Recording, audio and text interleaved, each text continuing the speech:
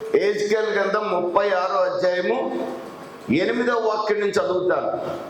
ఇశ్రాయేలు పర్వతములారా, ఇక కొంతకాలమునకు ఇశ్రాయేలుకు నా జనులు వచ్చెదరు.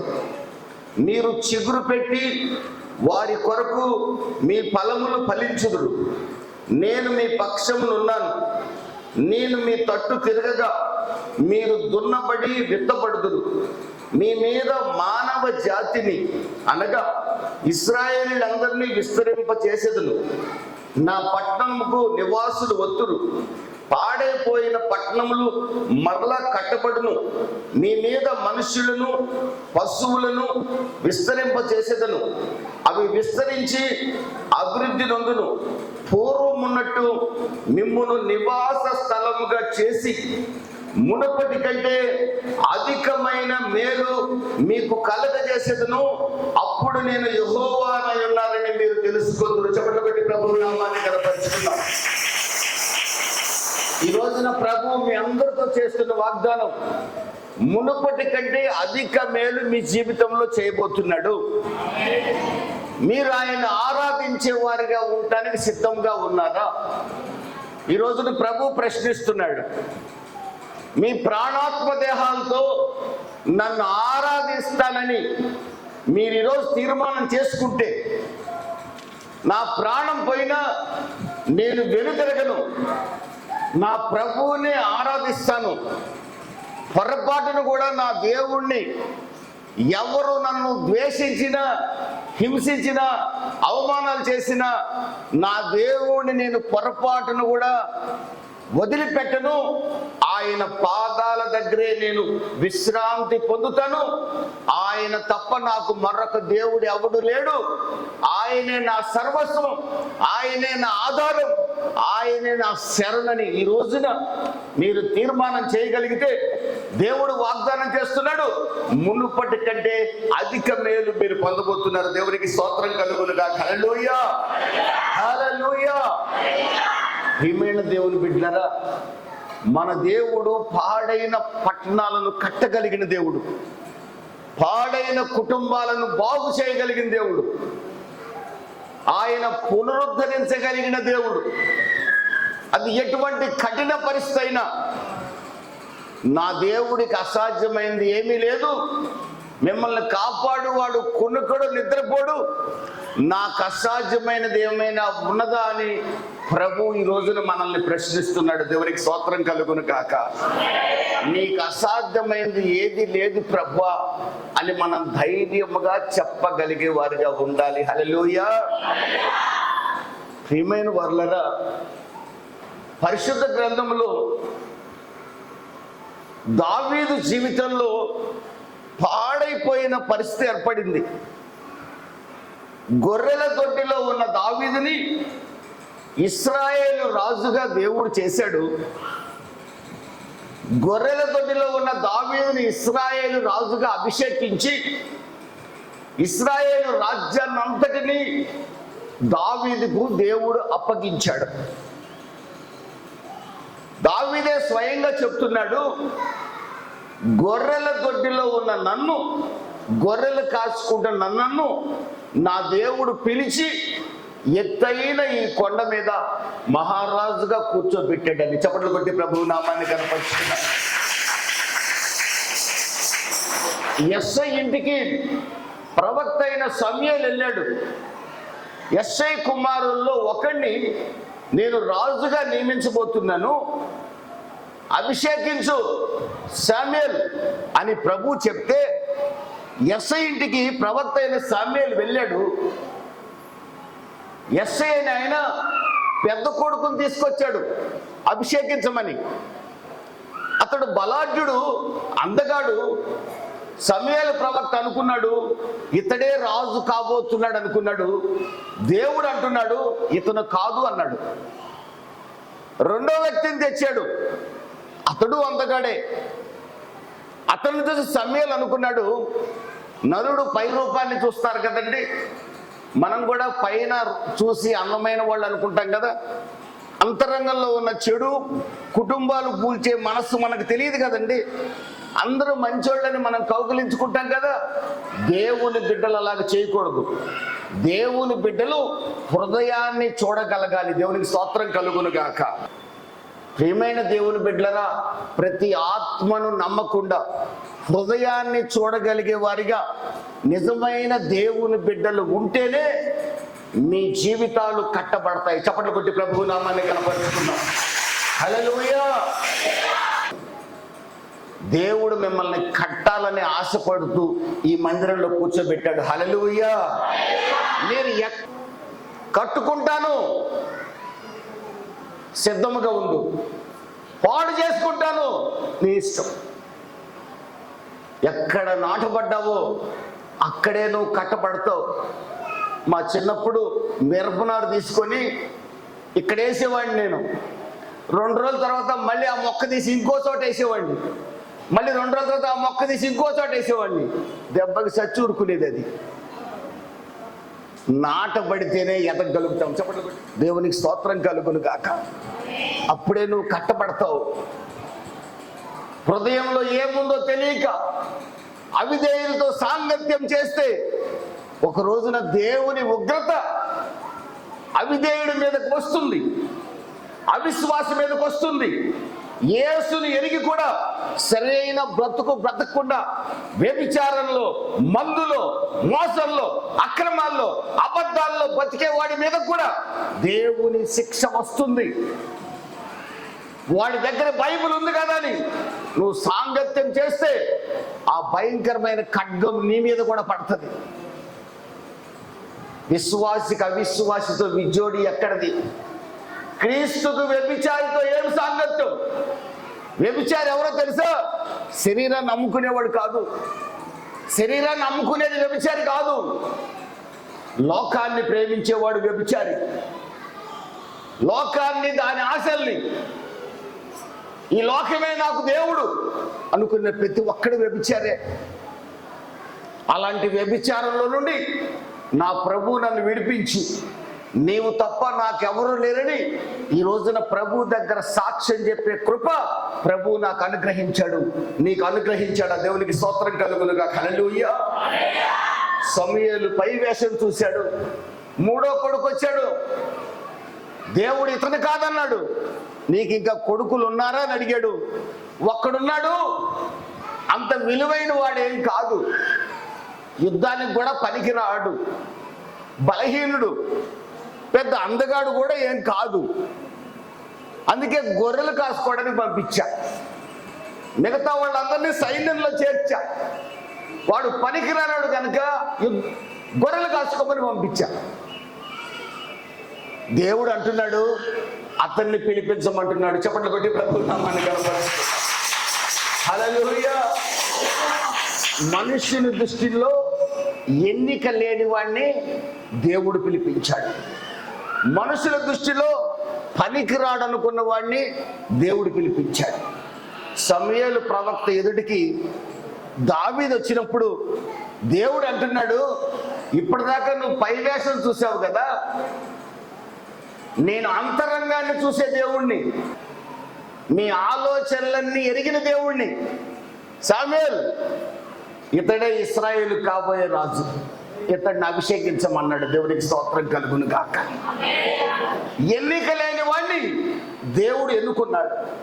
అసహించుకున్న వాడిని దేవుడు ఘనపరిచాడు. ఉమ్మి వేయబడిన వాడిని దేవుడు తన బిడ్డగా చేసుకున్నాడు. చెప్పండి కొట్టి ప్రభువు నామాన్ని కనపరిచాడు. హల్లెలూయా.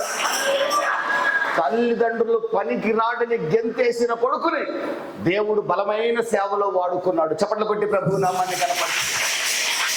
హల్లెలూయా. ఆ తల్లిదండ్రుల్ని ఆ కొడుకు పాదాల దగ్గరకు వచ్చి ఆ కొడుకు పెట్టే అన్నం తిని బతుకుతున్న కుటుంబాన్ని నా కళ్ళతో నేను చూస్తున్నాను. నా కళ్ళతో నేను చూశాను. తృణీకరించబడిన కొడుకే భోజనం పెడుతుంటే తల్లిదండ్రులు బతుకుతూ రోజు ఏడుస్తున్నారు.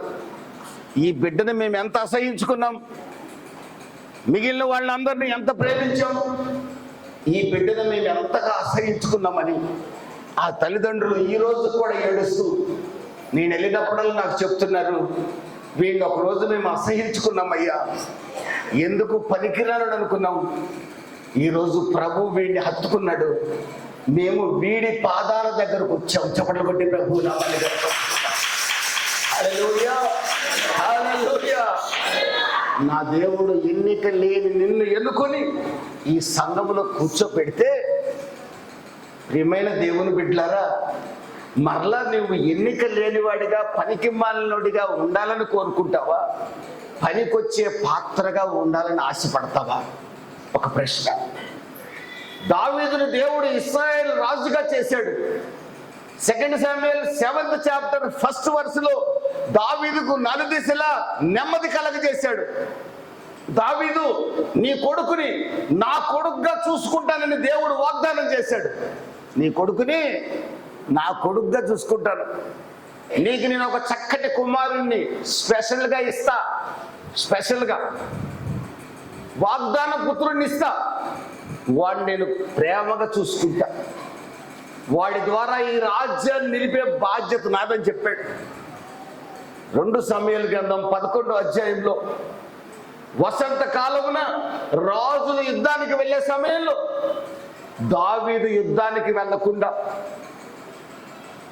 కోట పైకెక్కి ఒక అందమైన స్త్రీ స్నానం చేస్తుండగా చూశాడు. ఆమెతో వ్యభిచరించాలనుకున్నాడు. ఆమెతో వ్యభిచరించాడు, పాపం చేశాడు.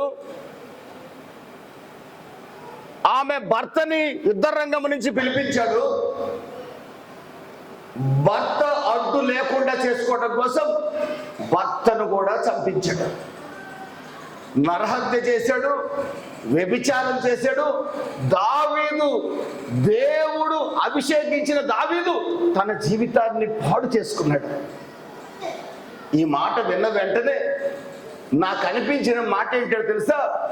దావీదు ఇక బాగుపడడు, దావీదు శపించబడ్డాడు, అయిపోయింది అతని జీవితం అనుకున్నాను నేను. నా ప్రియమైన దేవుని బిడ్డలారా, 2 సమూయేలు గ్రంథం 12వ అధ్యాయంలో నాతాను ప్రవక్తను దేవుడు పంపించాడు. ఈ రోజున ఈ మాట ద్వారా ప్రభువు మీతో మాట్లాడుతున్నాడు. చప్పట్లు కొట్టి ప్రభువు నామాన్ని కనపడుతున్నాడు. ఈ మాట ద్వారా ప్రభు మీతో మాట్లాడుతున్నాడు, నాతో మాట్లాడుతున్నాడు. నాతాను ప్రవక్తను పంపించాడు. నువ్వు చేసిన దుర్మార్గం సామాన్యమైంది కాదు, నువ్వు చేసిన తప్పు సామాన్యమైంది కాదు. ఒక కథ రూపంలో నాతాను వివరించాడు. దావీదు ఒకే ఒక మాట ఒప్పుకున్నాడు, నేను పాపము చేశాను అన్నాడు. నేను పాపము చేసిదని దావీదు ఏడ్చాడు. సహోదరి సహోదరుడా, ఈ రోజున పాడైపోయిన నీ జీవితం కట్టబడాలంటే నీ నోట నేను పాపిని అనే మాట రావాలని ప్రభు కోరుకుంటున్నాడు. చప్పట్లు కొట్టి ప్రభు నామాన్ని కనపడుతుంది. సామెతల గ్రంథం 28వ అధ్యాయం 13వ వాక్యంలో అతిక్రమములు ఒప్పుకొని విడిచిపెట్టువాడు దేవుని కనికరం పొందుతాడు. 1 యోహాను 1:9-10లో 1 యోహాను 1:9-10లో మన పాపములు మనం ఒప్పుకొని ఎడల యేసు నమ్మదగిన వాడు, ఆయన చిందించిన రక్తం పరిశుద్ధ రక్తం కనుక మన పాపాన్ని మనం ఒప్పుకుంటే వెంటనే తన రక్తంతో కడిగి మనల్ని పరిశుద్ధపరచడానికి ప్రభు ఈ రోజు కూడా సిద్ధంగా ఉన్నాడు. హల్లెలూయా. రోమా 5:8 ప్రకారం మనల్ని నీతిమంతులుగా చేయటం కొరకు యేసుక్రీస్తు భక్తిహీనుడైన మన కొరకు మరణించాడు. 2 కొరింథీ 5:21 ప్రకారం పాపమెరుగని యేసుక్రీస్తు మనల్ని నీతిమంతులుగా చేయడం కోసం పాపము ముద్దగా మారాడు. నా సహోదరి, నా సహోదరుడా, దావీదు వంటి భయంకరమైన పాపంలో ఈ రోజున ఏ ఒక్కరున్నా ఆ పాపం కాకుండా అబద్ధం అనే పాపం, మోసం అనే పాపం, తాగుడు, దొంగతనం, పొరుగు వాడిని ప్రేమించలేకపోవటం, నీ కన్న బిడ్డల్ని శపించే దుర్మార్గపు నోరు, కన్న బిడ్డల నాశనాన్ని కోరుకునే ఆలోచన, నీ భర్త నాశనాన్ని కోరుకునే ఆలోచన, ఈ భార్య పోతే బాగుండు, ఇంకొకటి వస్తుందనే ఆలోచన. ఈ రోజున ఈ దుర్మార్గపు ఆలోచన నీలో ఉంటే నీ జీవితాన్ని నీ మరలా కడతా. నీకు అర్థమవుతుందా నువ్వు ఏ స్థితిలో ఉన్నావో? దావీదుకు అర్థమైంది, నేను శాపగ్రస్తుడని. పాపాన్ని ఒప్పుకున్నాడు, నేను పాపము చేసి తిని అన్నాడు. 51వ కీర్తనలో, దేవా ఈ దేహం నీది, ఈ దేహంతో పాపం చేశాను, నీకు విరోధంగా పాపం చేశాను, నన్ను క్షమించయ్యా, నా పరుపు కన్నీళ్లలో తేలిపోతుందయ్యా, అన్నపానాలు నాకు సహించట్లేదయ్యా, నేను బహు నీచుడిని, బహు దౌర్భాగ్యుడిని, అన్నదమ్ములు తృణీకరించిన నన్ను, తల్లిదండ్రుల దృష్టిలో పనికిరాని నన్ను అభిషేకించావే, నేను ఎంత న్యాయంగా బతకాలి, నిన్ను ఎంతగా ఘనపరచాలి, కానీ నీ నామాన్ని అవమానపరిచానయ్యా, వ్యభిచారం చేశాను, నరహత్య చేశాను, నేను పాపిని, నువ్వు దూరం అయితే నేను తట్టుకోలేనయ్యా, నీ ఆత్మను నా యొద్ద నుండి దూరం చేయొద్దయ్యా. పాపం చేసేవాడికి దేవుని ఆత్మ దగ్గర ఉండదు. పాపం చేసేవాడు ఎంత ప్రార్థన చేసినా వాడు నోరు నొప్పే కానీ వేస్ట్. పాపం చేసేవాడు ఎంత కానుకిచ్చినా దండకే తప్ప వాడికి ఏ ఆశీర్వాదం రాదు. పాపం చేసేవాడి ప్రార్థన దేవుడు ఆలకించడు. దావీదుకి ఆ సంగతి తెలుసు. నేను పాపిని, నీ ఆత్మ నాకు దూరం అయిపోయింది, నీకు దండం పెడతాను, నీ పాదాలు పట్టుకుంటాను, నీ కాళ్ళు పట్టుకుంటానయ్యా, నీ ఆత్మ మరలా నాకు తిరిగి దయచేయ్యా, నన్ను క్షమించయ్యా అని ఎలుగెత్తి ఏడ్చాడు. దేవుడు పశ్చాత్తాపడితే ఆయన కనికరిస్తాడు. దేవునికి స్తోత్రం కలుగును గాక. హల్లెలూయా. ప్రకటన గ్రంథం 2వ అధ్యాయము ఎఫెసు సంఘానికి ప్రభు రాస్తున్నాడు. ఎఫెసు సంఘమా, నీవు పడ్డావు, ఏదో పాపంలో పడిపోయావు, ఎక్కడ పడ్డావో జ్ఞాపకం చేసుకో, పశ్చాత్తాపడు, నా దగ్గరికి రా, జ్ఞాపకం చేసుకో, ఏ పాపం చేసావో జ్ఞాపకం చేసుకో. రిమెంబర్, రిపెంట్, పశ్చాత్తాపడు. ప్రభువా నన్ను క్షమించు, నేను దుర్మార్గురాలని, నా ఆలోచన ఇది. ప్రభువా నన్ను క్షమించు, నేను దుర్మార్గుడిని, నా ఆలోచన ఇది. నా పిల్లలకి కూడు పెట్టలేని దౌర్భాగ్యుడిని నేను. నా పొట్టే చూసుకుంటున్నాను కానీ నా పిల్లలు తిన్నారా తినలేదని పట్టించుకోవట్లేదయ్యా. అలాంటి నీచమైన బ్రతుకు నాది, నన్ను క్షమించు. ఎక్కడ పడ్డావో జ్ఞాపకం చేసుకో, పశ్చాత్తాపడు. ప్రభువా నీ దగ్గరకు వస్తున్నానని ఉన్న పాటున ప్రభువు దగ్గరికి నా చప్పట్లు కొట్టి ప్రభువు నామాన్ని కనపరుస్తున్నాం. హల్లెలూయా. ఉన్న పాటున వచ్చుచున్నాను నీ పాద సన్నిధి ఓ రక్షక. ఉన్న పాటున ప్రభువు దగ్గరికి దావీదు వలె రాగలిగితే, నిజమైన పశ్చాత్తాపడగలిగితే, ఇక మీదట పాపం చేయనని తీర్మానం చేయగలిగితే, పాడైపోతున్న నీ జీవితాన్ని, ఇప్పటికే పాడైపోయింది, పాడైపోతుంది, పాడైపోబోతుంది, నీ ఆలోచనలు నిన్ను పాడు చేస్తున్నాయి, నీ జీవితాన్ని కడతానని ప్రభువు వాగ్దానం చేస్తున్నాడు. దేవునికి మహిమ కలుగును గాక. హల్లెలూయా. దావీదు జీవితాన్ని ప్రభువు కట్టాడు. అపోస్తలుల కార్యాలు 13వ అధ్యాయం 22వ వాక్యంలో, యెష్షయి కుమారుడైన దావీదు నా హృదయానుసారుడైన దేవుడు సాక్ష్యం ఇచ్చాడు. గట్టిగా చప్పట్లు కొట్టి ప్రభువు నామాన్ని కనపరుస్తుంది. సహోదరి సహోదరుడా, నీకు చేతులు జోడించి నమస్కరించి చెప్తున్నాను, పాపం భయంకరమైనది. పాపం నిత్య నరకానికి తీసుకెళ్తుంది. నరకం సంగతి పక్కన పెట్టండి, ఇక్కడే పాపం చేసి భయంకరమైన శాపం ఈ భూమి మీద అనుభవించే వాళ్ళు చాలా మంది ఉన్నారు. నీ రోజున ఇంకా ఆరోగ్యంగా ఉండాలి, కానీ అంత ఆరోగ్యంగా నేను లేను. కారణం ఏంటి తెలుసా?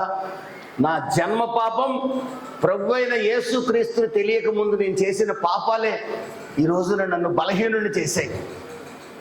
ఇంకా ఆయన కొరకు పోరాడాలని ఉంది, పోరాడుతున్నాను. చివరి శ్వాస వరకు పోరాడుతున్నాను. యవ్వనస్తులారా, యవ్వన ఆడపిల్లలకి మగపిల్లలకి మీకు చేతులు జోడించి పెద్దవాడినైనా నమస్కరించకూడదు, కానీ నమస్కరించి చెప్తున్నాను, పాపానికి చోటు ఇవ్వకండి, తాగుడుకు చోటు ఇవ్వకండి, వ్యభిచారానికి అస్సలు చోటు ఇవ్వకండి. వ్యభిచారం చేసేవాడు దేవునికి విరోధంగా పాపం చేస్తున్నాడు, దేవుడిచ్చిన అవయవాలను పాడు చేసుకుంటున్నాడు. సుఖంగా ఉంటుంది ఆ 10 నిమిషాలు, కానీ ఆ తర్వాత జీవితం పాడైపోతుంది. తాగుడు ఆ గంట సుఖంగా ఉంటుంది, కానీ నీలో ఉన్న అవయవాలు పాడైపోతాయి. నేను తాగిన సిగరెట్లకి నా శరీరం బలహీనమైంది. ఆ రోజునే ఈ రోజున ఈ విధంగా ఉన్నానంటే దేవుని కృప వల్ల ఉన్నాను. దేవునికి స్తోత్రం కలుగును గాక. మీకు నమస్కారం చేసి చెప్తున్నాను, పాపానికి చోటు ఇవ్వకండి. పాపాన్ని క్షమించగలిగిన వాడు ప్రభు అయిన యేసుక్రీస్తు. ఆయన చిందించిన పరిశుద్ధ రక్తం ఈ రోజు కూడా సిద్ధంగా ఉంది. ప్రభువా నన్ను క్షమించమని అడిగితే, పాడైపోయిన దావీదు బతుకును బాగు చేసిన వాడు నీ భర్త బతుకును బాగు చేస్తాడు, నీ భార్య బతుకును బాగు చేస్తాడు, నీ పిల్లల బతుకును బాగు చేస్తాడు. దేవునికి స్తోత్రం కలుగునుగా. హల్లెలూయా. ఈ మాట నాకు కాదులే కానీ లాస్ట్లో తల మీద చేయి పెట్టించుకొని వెళ్దామని వచ్చాను కానీ అనుకుంటే, నీ అంత దురదృష్టవంతుడు, నీ అంత దౌర్భాగ్యుడు, నీ అంత దౌర్భాగ్యురాలు మరొకటి ఉండదు. ఈ మాట నీ కొరకే.